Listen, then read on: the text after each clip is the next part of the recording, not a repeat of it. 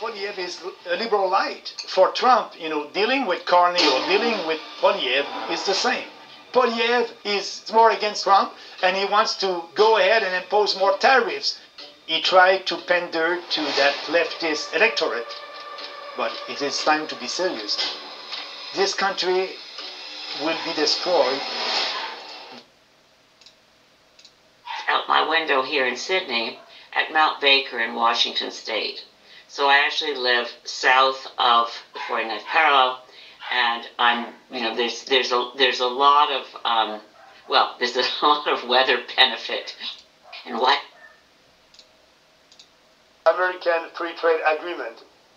Even before talking to Mr. Trump, Carney said yesterday that we have reached a point of no return, that the old relationship with the U.S.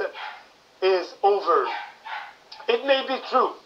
We will see in the near future, but nothing has been set in a stone. Regardless of what we think of President Trump's decisions and strategy, this relationship is too important for Canada to let it deteriorate completely without doing everything we can do to get it back on track. What he's doing violates an agreement he himself signed, as well as violating agreements like the General Agreement on Tariffs and Trade that go back to the post-Second World War period that were commitments the world made decades before the World Trade Organization. So his disrespect for what everyone thought was a new world order of stability, of not Canada bonds, and find it to be a pretty solid investment that they can cash in soon. But we would save our jobs, protect our communities, and keep our resources to their highest value use and make. Just explain it. Thank you. Quickly, what we were, working on as a lot of the top Green candidates who are in my shadow cabinet with Jonathan Pedneault and me, and everything. It's basically all the other parties are talking about. Are you at all even open to the idea of Canada 51st state? Or that's just he's just toying with you. That's kind of how you view it. But what is your approach on? Let's just say you end up becoming a prime minister. What is your approach going to be on dealing with President Trump? I'm not open to the 51st state. I'm doing like Trump in Canada. I'm fighting for Canadians and for the sovereignty of our country. I'm putting my people first. Right now, we have a free trade agreement between us, the U.S., and Mexico. And that will have to be reopened in 2026. We need to reopen that free trade agreement right now, and we need to put everything on the table. For example, President Trump is the one who negotiated the free trade agreement when he was president at his first term. He wanted for your dairy producers to be able for them to export their milk in Canada, but because we have a cartel, a system called the supply management, our dairy, poultry, and eggs producers are producing only for the Canadian market. They cannot export, and they are fixing the price. They call that supply management. It's a legal cartel. And Trump was not so happy at the last negotiation because, we said, no, we want, we have to protect the cartel, and we want open our borders to your milk, cheese, and eggs. So we need to put that on the table. Are you at all even open to the idea of Canada 51st state, or that's by mass immigration? Why is he loved by his party? Because when he did campaign, he was speaking like a real conservative. The impression to me is like you're running to daddy to protect from a bully. If we want to have a deal, we need to put that on the table. Carney is the globalist in chief. What does it mean to be a Canadian? Saying that we are putting Canada first, it's not a slogan for me, it's a reality. But for Polyev, it's an empty slogan. I still don't know what it is to be a Canadian. What is it to be a Canadian? That is just absolutely embarrassing. And I understand Trump, and I'm ready to work with your president. We will do what is right. We are the only hope for Canada. All right, so listen up. State Farm was trying to charge me $197 for car insurance. No, thank you. I got a friend who told me about this website that would support him in his negotiations with the federal government and the provinces that didn't agree with him. And then they would come up with compromises and agreements that first of NAFTA, and it's now gone from NAFTA, by the way, from COSMA, the Chapter 11, to allow U.S. foreign corporations to sue Canadian governments if things that our democracies did in our legislatures and parliaments reduced their expectation of profits. They get to sue us. Well, that's the kind of shift to transnational corporate rule that further entrenched we are hewers of wood, drawers of water, and don't get to chart our own economic sovereignty. And that has to change. On the energy side, I don't think it's well understood, and we've dealt with this in past energy shows, the extent to which the energy systems between the two countries, and now we're talking oil, gas, and electricity, are deeply, deeply integrated. And this started back in the 50s and 60s, accelerated in the 70s and 80s. And you take the example of bitumen, which is ultra heavy sour crude, that's the grade of it. And it required American refineries to invest tens of billions of dollars to upgrade their kit, install cokers and other reconfigure, so they could run that cheap, that very inexpensive heavy crude, while they took their light sweet crude from the Permian Basin and sold it into Europe. And our economy has grown up around the Did you ever think you would make it? Trump is doing Poilievre a favor by saying he'd prefer liberals. This is an endorsement for the PP. His policies do exactly what Trump wants. That's why people are mad at it. Trump is doing that in the U.S. I'm doing that in Canada. That's such a, if that's the case, that's such a lame and weak position. I mean, look at this here from January, Poly Market. Look what Pierre was. Okay, go to January, Rob, if you could. Can you zoom it all the way back? No, the way where you were right there. Zoom it a little bit. Pierre, according to Poly Market, was at 90%. Carney was at 12%. That was at that time Trudeau. Okay, but Carney. Oh, Trudeau's there as well, 3.6% to win. Rob, is that what you're running? And then now, if you come to today, Poly Market says what? He went from 91 to 41. Is this really true that he's dropped 50 points of popularity? Yeah, right now in the poll, Carney that was known for.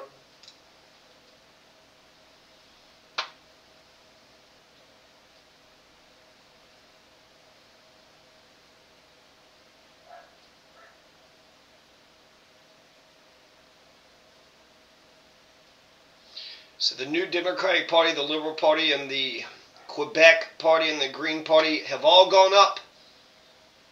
Conservative Party has gone down and some other parties gone down, and then the People's Party seems to have no chance whatsoever. This is from September until today. And so what do you have? It looks like it's kind of gone up and down, right, for the last few months here. No crystal clear. The NDP does seem to be steadily going on the decline, which is, I wonder why. I wonder if it's because of Diverger's Law. They're like, well, you got to be one of these two guys. Well, I mean, I don't believe that's the case. You got 6 candidates. And so, really, I think it would be smart for either Pierre or Mark Carney to make a coalition with any of these other leaders right now. Because you would, theoretically get those voters. And so this is, just a small sort of duration. And that's,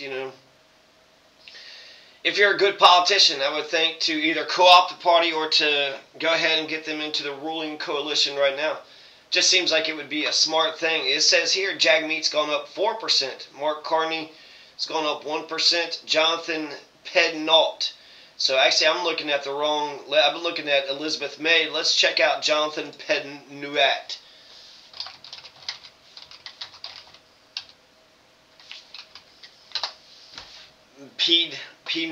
Pedneault. Now you can beat the IRS deadline and file for free. Starting the Just upload your multiple docs, in Canada.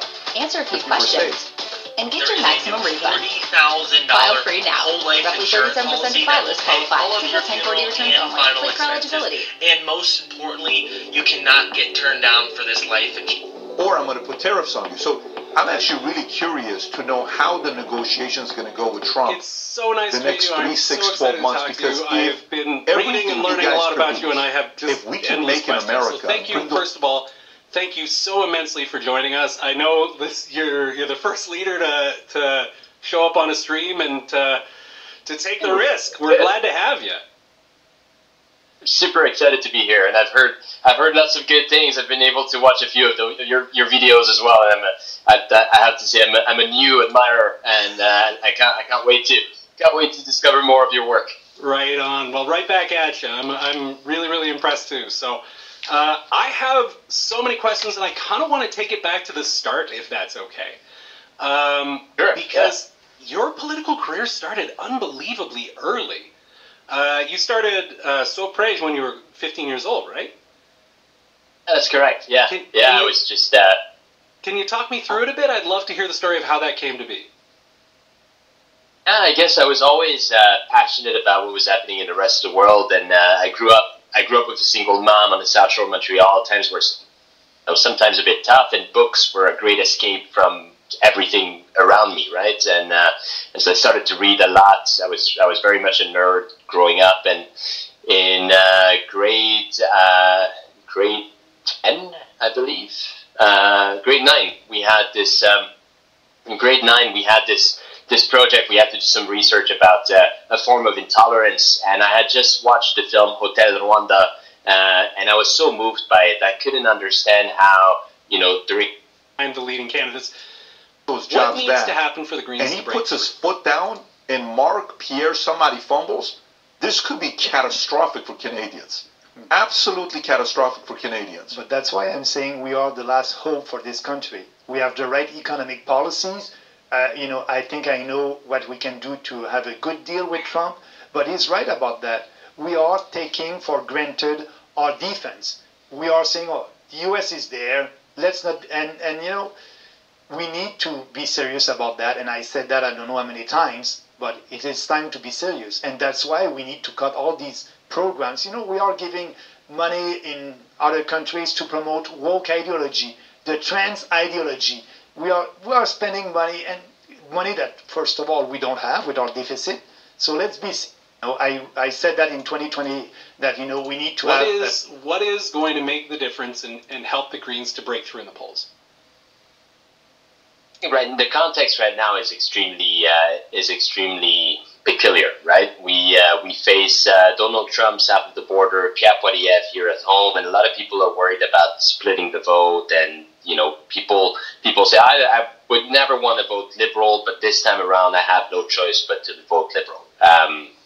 And I think that's a big mistake, and that's something that we're actively trying to communicate about, because ultimately the response to Trump and his attacks on democracy is not to revert back here in Canada with a two-party system. It is to make sure that we have more democracy and more people around the table. One of the big issues with the big parties, the so-called big tent parties that would include many different voices, is that they end up oftentimes asphyxiating those voices once they get into the party structure. And we've seen that over and over again. When you have members of parliament who are a bit more independent and a bit more willing to go to the front to defend their ridings and their constituencies, they are pushed aside. They are sent back to the backbench. And I'm thinking here, for example, of Joel Lightbound, who's someone I know well, an MP from Quebec, Liberal, who criticized the government's approach to the pandemic. And although I may not agree with every single one of his points, I think that exercise is one that's warranted in a democracy. That we need to have members of parliament who don't simply drink the Kool-Aid that's being fed to them by the leader's office, but people who are able to think independently and with courage and represent their constituents. And what happened with well, he lost the chairmanship of a committee and he was relegated to the backbench. That's how these big parties maneuver. That's how they operate. And I think that's pretty anti-democratic internally. So I know that most Canadians do not think like the Liberal Party or the Conservative Party. And the evidence shows that every single election. Whenever we have a so-called majority government, they're always elected by less than 50% of the population. We have to go back to Brian Mulroney to see a majority government elected by a majority, and that majority was 50%. If you want more than 50%, you need to go back to Baker in the 50s. See that. It's kind of crazy. And it sort of highlights the fact that our system is completely inaccurate and problematic right now. It also highlights the fact that Canada is diverse. You cannot have or expect a country this big with so many different provinces, so many communities, so many strong identities within it, you all agree on one specific direction for 5 years. It's almost, complete powers. That doesn't make any sense, I think, to most Canadians, and that's exactly what leads a lot of people to then get very angry with the government when the government acts as though they receive a mandate from heaven. The truth is they don't. I think that right now we're running the risk here in Canada to give a so-called mandate of, from heaven to someone like Mark Carney or Pierre without any significant and sufficient checks and balances. And that is what we're pitching ourselves as, right? A department of downsizing the government. I said that in 2020. So we will do that. We'll balance the budget. We'll lower taxes. We'll have a flat tax on business at 15%. We have 5 tax brackets in Canada right now on your income. We'll go down to 3, and the goal is go down to 1. So reforming the federal government, downsizing the federal government, respecting our constitution. Right now, the federal government is a big fat government interfering in provincial jurisdiction and provincial autonomy. We'll do that. We'll be able. And we have also a capital gains tax in Canada. We will cut that. No more capital gains. It's double.